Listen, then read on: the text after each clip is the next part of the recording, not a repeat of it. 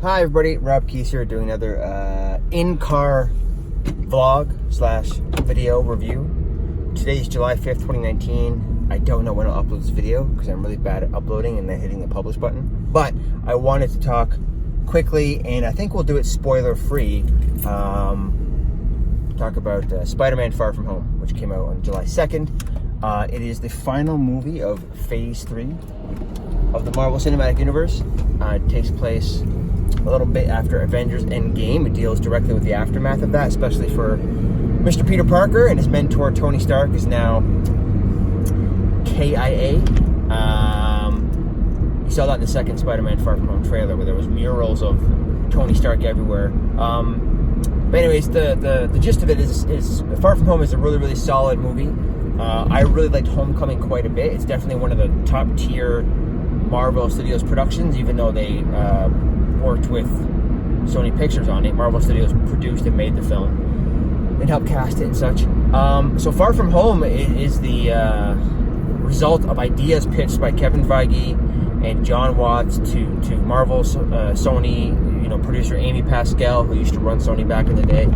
They pitched it years ago. They pitched the idea of like, this is what Homecoming would be about. This is how we'd use Peter Parker in Infinity War and Endgame, and this is how the second Spider-Man film would build off of that. So that makes me think they have a plan for Spider-Man 3, which I know they do. I heard who the villain will be, who should be, most likely will be, back in 2016. And back then they told me that Mysterio would be in the second movie, and of course he is. He's played by Jake Gyllenhaal, who does a really, really good job.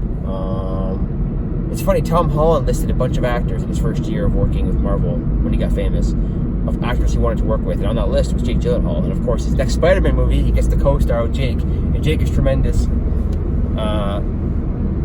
Far From Home. It's a really neat take on Quentin Beck. It really harkens back to something old school, like the old Ditko comics, that type of villain for Mysterio.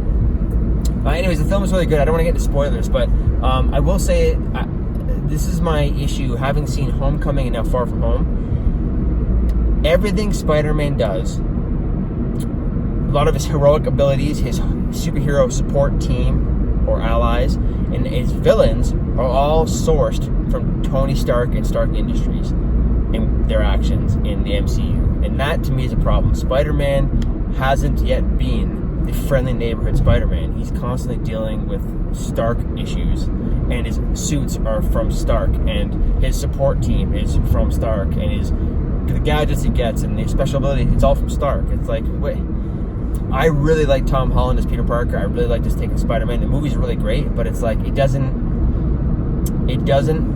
hit the most important thing that defines Spider-Man. Peter Parker and all the variants of Spider-Man, even Miles Morales, they are supposed to be relatable, everyday characters.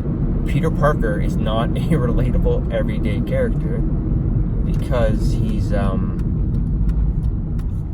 not dealing with stuff in Queens, New York, and he's using crazy Stark tech and fighting aliens and saving the world. Nothing about him is relatable, outside of the idea that he wants to go on a trip and get away from work in this movie.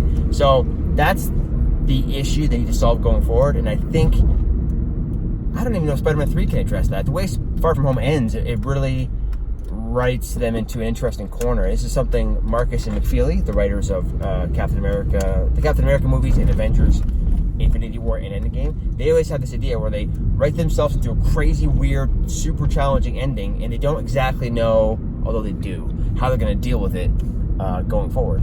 And that's how Far From Home ends. It ends it puts Peter Parker in a very precarious place. And I think it sets up a character. I think Spider-Man 3's villain should be, and at this point needs to be, Kraven on the hunt for Spider-Man. And it really makes sense with what kind of happens in Far From Home. It makes me wonder if Spider-Man 3 is going to come in 2021. That's the prediction. I think July 2021. I thought it was initially dated for that, but I'm not sure that's confirmed. But let's assume Spider-Man 3 comes out then. We probably won't see Peter Parker until then, right? Because there's no Avengers movie scheduled between 2019 and 2021, so there's no time. So it'll just be another solo movie. And I can pick up directly after this and set up his next appearance after that. And that's the end of the Marvel Sony deal. So we don't know what happens yet with Spider-Man. Maybe they've already made that deal. Do we finally get to see Venom crossover? Does the Sony universe movies like Morbius, and if they ever make that Silver Sable Black Cat movie, will that come over? I don't know. But anyways, Far From Home, go see it in theaters. Post-credit scene, or the mid-credits and the after-credit scene, amazing, man. Hi, can I help you? Hi, can I get a medium coffee with 1 cream? Medium coffee. With 1 cream? Is that everything? That's it. Time for now. Thank you. You're welcome. Go see Far From Home in theaters. It's a really great experience. The cast is amazing, except JB Smoove. I don't know if it's the writing or him, but he's sort of like the support characters in Ant-Man. He's so over the top and cringy. He's supposed to be a teacher, and he's really not. So Martin Starr carries that part of it. But the kids are great. Zendaya is amazing as MJ. Holland is a legend, and Jake Ray. Everyone's great. Jon Favreau's awesome in it. Yeah, I'll see you later.